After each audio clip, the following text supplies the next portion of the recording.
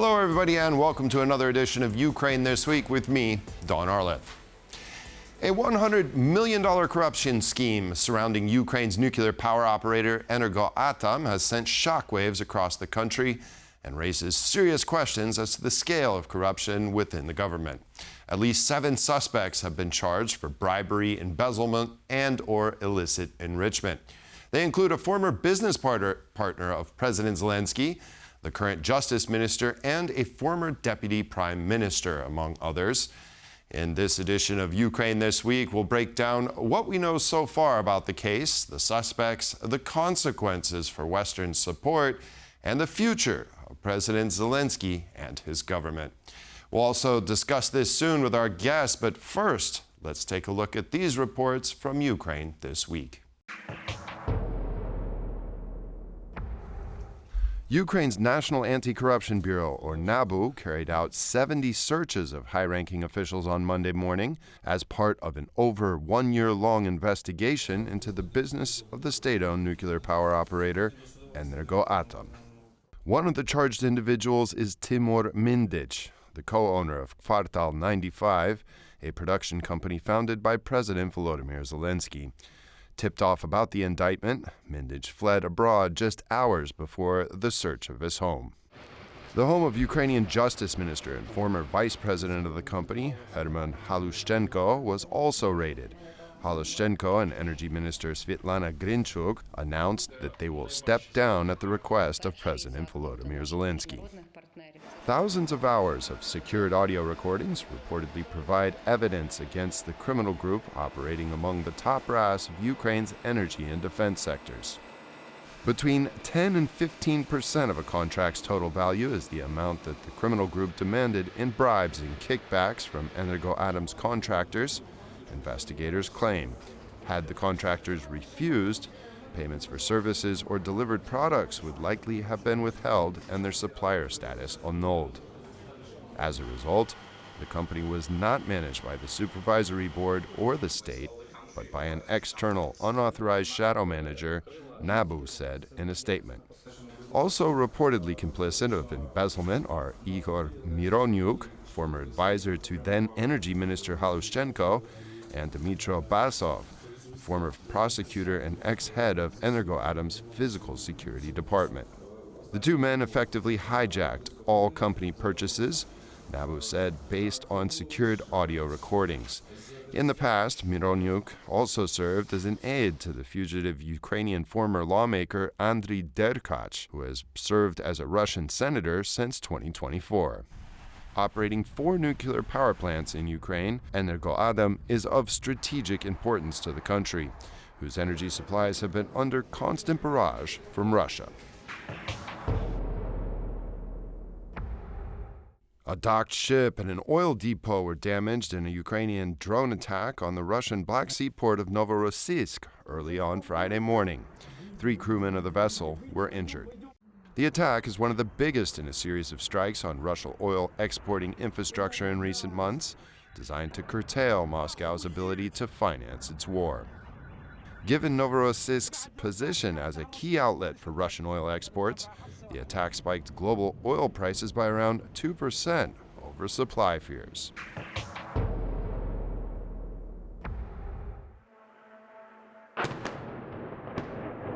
A Russian attack on Kyiv on Friday night killed at least 6 people and wounded 26, including children aged 7 and 10. Drones and missiles struck residential buildings, triggering explosions and fires in districts throughout the capital. The night sky over Kyiv was lit by Ukrainian air defense, shooting at some 430 drones and 18 missiles in an attempt to take them down. According to officials, falling debris and fires damaged high-rise apartment buildings, a school, a medical facility, as well as administrative buildings. Kyiv Mayor Vitaly Klitschko said that the city's heating networks were damaged in the attack, with some buildings in the northeastern Desnyansky district temporarily deprived of heat. This week, the Donetsk region has seen an advancement of Russian forces in fierce fighting for the cities of Pokrovsk and Mirnograd. According to the Institute for the Study of War, Russian forces are likely to collapse the pocket around these localities. Ukrainian troops deployed in Pokrovsk reportedly found themselves under a large-scale multi-day motorized Russian assault, but still managed to maintain logistics to Pokrovsk and continue to receive supplies. Meanwhile, the situation in the direction of Huliapole in the Zaporizhia region has become ever more difficult, with Russian forces likely planning to isolate and encircle the locality from the northeast. The move would be part of a new campaign designed at degrading Ukrainian defenses to enable advances through infiltration tactics. And now joining us to discuss the biggest corruption scandal in Ukraine since the full-scale Russian invasion is Peter Dickinson, Ukraine Alert editor at the Atlantic Council. Peter, hello. Thank you so much for joining us on Ukraine this week. Thank you for having me. Pleasure to join you. Yes. Now, this investigation has been ongoing for a year. We know they've recorded over 1,000 hours of audio on these prime suspects. So why do you think it came to light this week? Well, I'm not sure that the timing is that significant. I think it's just been a long-term investigation that's finally come to fruition. In many ways, actually, the timing is particularly unfortunate, if that's the right word, for the authorities, because of course Ukraine is now under very severe bombardment, the energy sector, and Ukrainians are experiencing widespread blackouts across the country as the temperature is plummeting. So news of a major corruption scandal in the energy sector is particularly infuriating for the Ukrainian public. So it's certainly very, very unfortunate timing, but I'm not convinced that it's been designed as such, and that was an element of the investigation. I think probably it's just reached its conclusion at this point. It's been a very long-term, ongoing investigation that's been underway for over a year. So perhaps they just felt that this was now they finally had all the pieces of the puzzle, and decided to bring the hammer down, as it were, and present the charges. How do you think this is going to impact the public trust in the government? Of course, we've heard allegations of corruption. Corruption has been one of the issues that has plagued President Zelensky and his administration. But what does that do for Ukrainians who are basically sick and tired of these politicians in Kyiv taking advantage of everybody during wartime? Well, corruption has been a major issue on the Ukrainian agenda, on the national agenda, ever since the country gained independence in 1991. Arguably, it was corruption that was the number one issue behind the country's two revolutions, the Orange Revolution in 2004 and the Euromaidan Revolution in 2014. So this is something that Ukrainians are acutely aware of and are very, very tired of and have been pushing against pretty consistently throughout the whole period of Ukrainian independence. It's arguably the key issue that the country's been fighting against, and now also in terms of the war with Russia, it's also very much at the centre of the war with Russia. The Ukrainians are extremely tired of corruption issues. It's been a major issue on the national agenda ever since the country regained independence in 1991, and was arguably the main factor behind the two revolutions that Ukrainians have had since then, the 2004 Orange Revolution and the 2014 Euromaidan Revolution. So there's absolutely no tolerance now for this sort of conduct in wartime.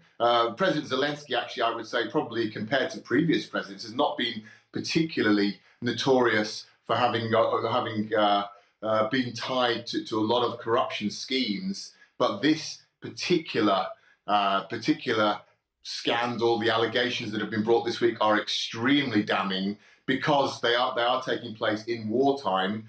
They involve people very closely linked to Zelensky personally, and it specifically relates to the energy sector. The entire Ukrainian nation now is living with blackouts because Russia is systematically attempting to destroy Ukraine's energy system and plunge the country into darkness, as it were, and freeze Ukrainians into submission in the winter months. Everybody knows that. Everyone knew that was coming, and it's now being revealed, or alleged at least, that there were figures close to Zelensky who were actively taking funds that were supposed to be committed to the defense of the energy sector. So it's extremely damning. It will undermine trust in Zelensky and credibility in his government.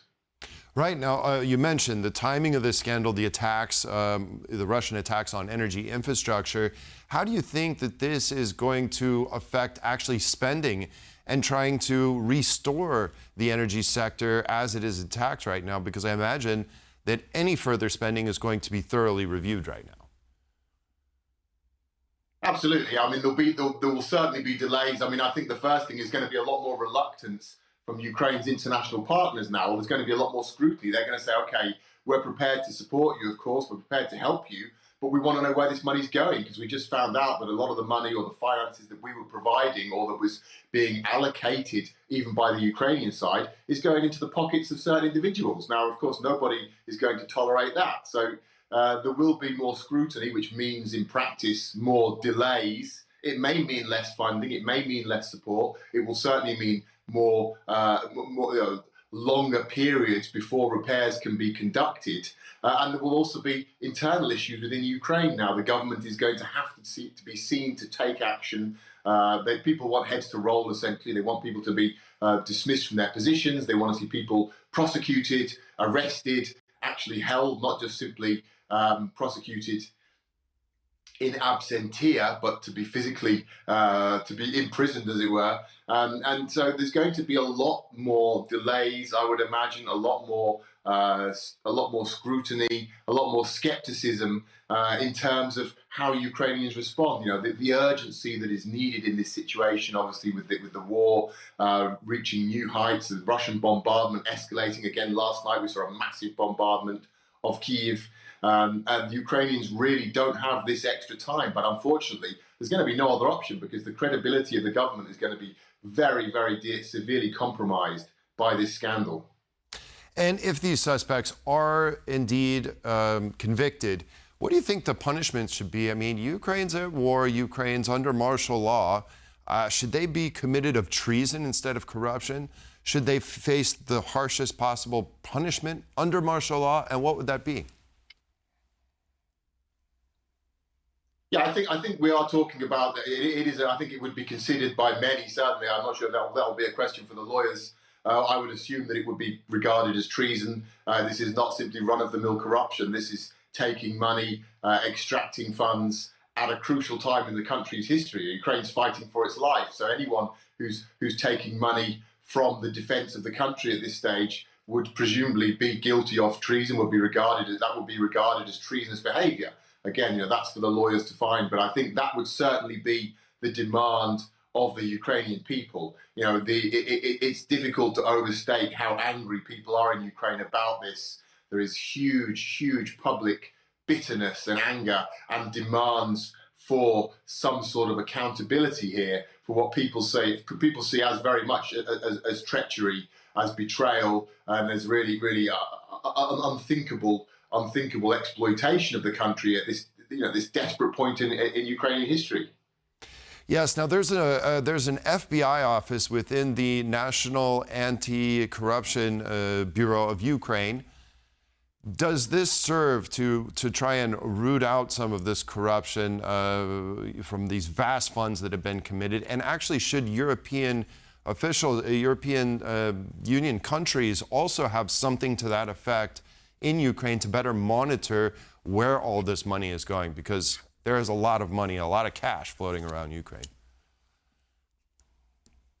Well, I think that the Americans have been actually ahead of the curve here. They've been scrutinizing the funding that they've provided since the very early days. And, you know, it's been one of the great myths of the American political debate has been this idea that we don't know where the money's going. In fact, it was very, pretty carefully accounted for. Certainly the Europeans now, I'm sure, will be saying, okay, maybe we should do more of that ourselves. They already are doing that to a degree, but of course there can be greater scrutiny, and I'm sure now there will be calls for that to happen.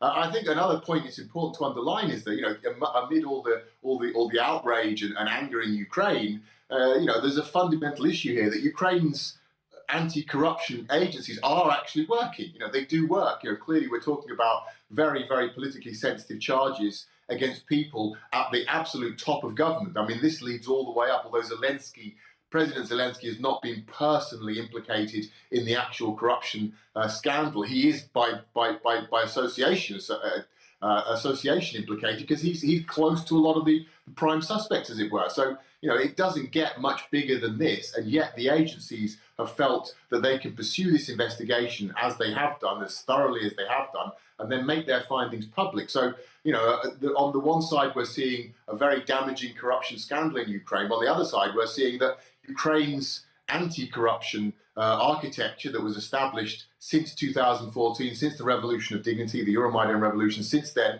that anti-corruption architecture does actually function surprisingly well. And I think that's something that's a takeaway that probably people aren't necessarily noticing at the moment because the shock of the scandal, the revelations are so explosive. But I think as the dust settles, people will probably turn around and say more. You know what? Actually, that's actually pretty impressive. How do you think President Zelensky's moves, remember these protests when Zelensky wanted to exert influence over NABU and Sapo, how do you think that plays out for President Zelensky right now? Because it seems like, we see the extent of his intentions probably due to this case. What are your thoughts? Well, that's the logical assumption. Yeah, I mean, at the time, we didn't have so much detail, but in the summer of 2025, so a few months ago now, 4 or 5 months ago, when Zelensky moved, or his parliamentary party moved, but presumably it was given the green light by him or his team, to move to strip Ukraine's anti-corruption agencies of their independence. Essentially, when that move was made, there was an assumption that they were looking to curb their independence because they were posing a threat to people close to Zelensky. Now we're seeing that there were a number of people close to Zelensky, and the charges were extremely serious. So, of course, it looks at this point now that entire drama that played out in the summer with Zelensky seemed to be trying to strip these agencies of their independence, and then massive street protests, a very grassroots movement that erupted, literally overnight. Within hours of news of this bill, there's large protests across Ukraine in cities all over the country that effectively the biggest protests Ukraine has seen since the start of Russia's full-scale invasion. And within days, Zelensky backed down. He understood that this was actually extremely dangerous for him personally as the president of the country. It undermined his position. He also came under a lot of pressure from Ukraine's international partners, the Americans, especially the EU. And he realized that this was a very, very dangerous move on his part, and he backed down and performed what was essentially a U-turn and reaffirmed the independence of these agencies. But of course, now, knowing what we know, that all looks like it was connected to the current scandal, that this perhaps was the reason why Zelensky was trying to silence these agencies, is because he had learned, or his team had learned, or they'd become aware of the fact that the anti-corruption agencies were investigating a very, very large scandal, which has now gone public. So yeah, it looks very, very bad for Zelensky in the current context, and also if you add in the scandal from the summer, it looks even worse. Yes, and Timur Mindic's connection to Zelensky, to Kvartal 95, as well as the fact that he was tipped off and he escaped the country, evading justice. How is this whole thing going to play out? Is it possible that Ukraine somehow recovers Mindic and is able to extradite him somehow? Well, as far as I'm aware, according to current reports, he's now in Israel. So there are reports that he's a dual citizen. He has held Israeli citizenship. So it's extremely unlikely that he can be extradited from Israel. That's not, the Israelis are very clear that they don't do that kind of thing. That's extremely, that's a very core issue for the Israelis. They will always protect their own. So I think that looks extremely unlikely unless he were to fall into some other jurisdiction, an EU country, for example. So that I think the idea of him being brought back to Ukraine now looks pretty fanciful. The fact that he was tipped off is certainly a further damning aspect to this scandal. That could have come from all manner of sources, frankly speaking. It may well have been from within the anti-corruption team. It may well have been from the presidential administration. We don't know, but certainly it's an additional factor. But I wouldn't say it's the main thing. I mean, the main factor now, I think, is that people want to see the senior members of government who were involved in this. First of all, people want to know how far, how deep the rot goes. How bad this case is. How many people are implicated in this, and then they want to see them held accountable. The guys who've slipped the net, of course, that's very unfortunate. People would love to see them brought to justice, but this guy wasn't a government minister as well. Actually, he was a private individual. So the key suspects and the key people here who need to be held accountable, I would say, from the Ukrainian public point of view, are the members of the Ukrainian government who have been who've been directly involved in this scheme. There's also reports that some of this money actually went to Moscow. If this is the fact, I mean, don't we have to look at broader implications for the country's intelligence services? How could they not know that some of these top-ranking officials were actually stealing money and then sending it to their enemy? Yeah, in many respects, the indications of a Moscow link to this are perhaps the most damaging and the most alarming aspect of the entire scandal. There are many ways of course, rerouting money via all sorts of different channels, so it wouldn't simply be a transfer from A to B, as it were. But nevertheless, the idea that the Russians are involved in this somehow, that they're benefiting from this, or perhaps even orchestrating this, is deeply alarming, not only from a point of view of corruption, but from a national security point of view. And that raises a lot of issues that have actually been in the background for some time now, but have never really gone away. I mean, we've got to bear in mind that until 2014, Russia essentially controlled Ukraine. The government of Ukraine until 2014, under President Yanukovych, was not just pro-Kremlin. They had a number of Russian citizens in very senior positions. They were essentially under Russian stewardship, let's say, if not direct control. And that applied to the security services, to the military, and right through the administration, the national administration, local administrations. So Ukraine was deeply penetrated, perhaps to a level that many outside the country may not fully appreciate. Now, a lot of those people are gone now. Many fled to Russia, many have been ousted, but many of them are still there somewhere in the system. So the big fish, as it were, the most prominent figures from those days, have now been long since gone. Many of them fled immediately in 2014, during or after the revolution. But many remained. There are so-called sleepers in the system. There are many who have long-standing ties, business ties, family ties, friendly associations, acquaintances, and so forth. So the level of penetration is still alarmingly high, I would say. It could well be that this case highlights that. That's a long-term issue for Ukraine's security service, and they really, I think, in that instance, I think they really do need, as much as possible, the support of their allies to try and root out these Russian traces from within the Ukrainian establishment across the board. Again, security services, the military, the political administration of the country.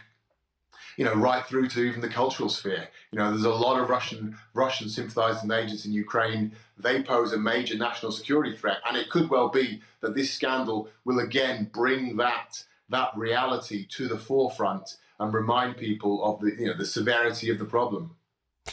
Right, and I've also heard from some sources that this could weaken Zelensky's hand when it comes to negotiations with the United States, and especially the expectations on Kyiv from Washington, for instance, as to territorial concessions, things of that nature. Do you think that is going to have a realistic effect on this, and does it weaken Ukraine's bargaining possibilities? Well, it certainly doesn't strengthen them, but I wouldn't go overboard in terms of the extent to which Ukraine's Western allies would be prepared to abandon Ukraine because of a corruption scandal.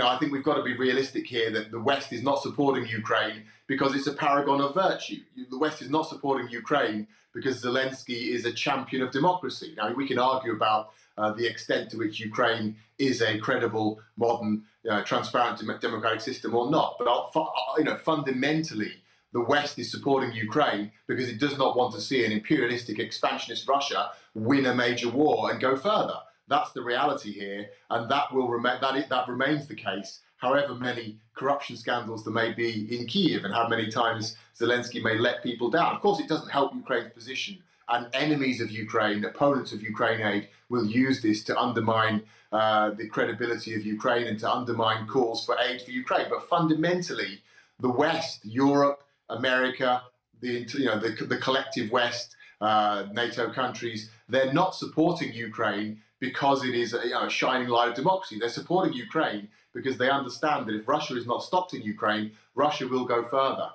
So ultimately it doesn't come down to the credibility of Ukraine's democratic credentials or the transparency of Ukraine's government. It comes down to the strategic importance of stopping Russia and preventing a clearly expansionist Putin regime from securing a major victory, which would be a springboard to then go further and to attack Europe, perhaps to attack NATO countries or to spark a crisis in the NATO bloc, certainly to threaten Europe and to completely transform the international security landscape. That's what Europe is doing. That's why Europe supports Ukraine, and that remains the case.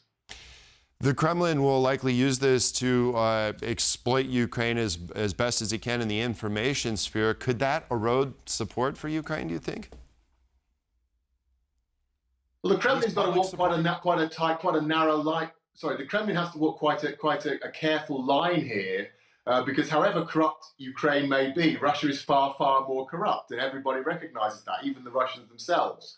If Ukraine, I think Ukraine ranks around 105th position now in Transparency International's global corruption index out of around 180 countries. So it's mid-table, so to speak. It's in the middle. It's improved its position significantly since the 2014 Revolution of Dignity. It still has obviously and evidently very serious problems with corruption, but it's moved up into the middle ranks of that table. Russia is still floundering close to the very, very bottom. So I think that, of course, Russia will try to exploit this issue, but they have to be careful what they say, because if they make too much noise, of course, it will shine a light on Russia's own corruption, which everyone knows is on a different scale altogether, on a different level of a different magnitude. So I think what Russia will probably do here, they'll keep their counsel. They won't say too much. They'll make some knowing comments, but they won't use it as a main argument. What they will do is they'll push their proxies to make to really make hay with this. So they'll get the likes. We've already seen the Prime Minister of Hungary, Viktor Orban, probably the #1 Kremlin proxy in Europe, a notorious mouthpiece for the Putin regime. He's already come out now and made a lot of very, very strong comments about this. We're going to see this similar Kremlin proxies in America and across Europe. So all of their allies, all of their useful idiots will make a lot out of this and will make a lot of noise. But I think Russia itself will be quite careful, because Russia is so much more corrupt than Ukraine, and everybody knows it. So what's next, do you think? Do you think that this is the tip of the iceberg? I know we're going to have some further revelations probably next week concerning corruption within the Ministry of Defense. Well, that's the assumption. That's what people are waiting for. They're waiting for the other foot to drop as well, the other boot to drop. It looks very bad, frankly speaking, for Zelensky in terms of his future political prospects. He'd already talked about stepping down after the war. I think that this may have sealed the deal. It may have basically condemned him to being a one-term president, as it were, a wartime president. It looks he is deeply implicated here. He's going to have to play it quite tough over the next few weeks. He's going to have to be ruthless, or be seen to be ruthless, to be turning on those who are implicated in these scandals. If we see more scandals, the demands from the Ukrainian people are going to be very, very harsh. We've just spoken about international reaction, the implications for Ukraine support. No one is going to be more critical of Zelensky than the Ukrainian people. I guarantee you that. They are going to be the #1 critics. They're going to be the #1 source of pressure on Zelensky to take action, to do something about this. The Ukrainians are not fighting and dying and defending their country in order for a clique around Zelensky to enrich themselves with the money that needs to be spent on the defense of the country. That's unacceptable. People are dying on a daily basis in large numbers, and cities are being bombed. They need to see that that they need to know what they're fighting for, and that there is some sense in this terrible carnage. So they're going to demand a lot from Zelensky, and he better deliver, because his political future is on the line. And frankly speaking, his position now is very vulnerable. He needs to take action here. He needs to get a grip of this scandal, because there's huge anger in Ukraine. People are demanding action. Couldn't agree with you more, and I also feel like the people, the soldiers on the front lines have been completely betrayed by this scandal. Peter Dickinson from the Atlantic Council, thank you so much for joining us on Ukraine This Week. Thank you. And that concludes this edition of Ukraine This Week. Join us again next week for all the latest from the war in Ukraine. Thanks for joining us, and hope to see you then. Bye.